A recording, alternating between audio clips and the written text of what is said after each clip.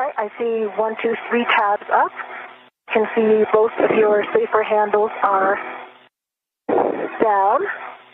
And I would suggest getting that bag a little bit tighter. Yep.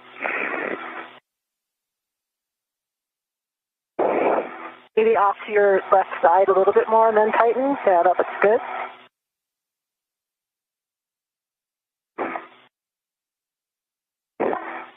Copy.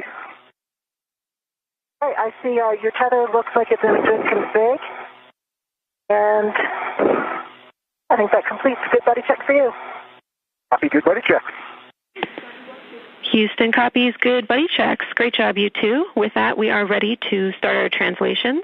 So, Chris, you will be translating to the forward edge of ESP2 via the starboard side. And Jess, you are headed up to the port Theta cart.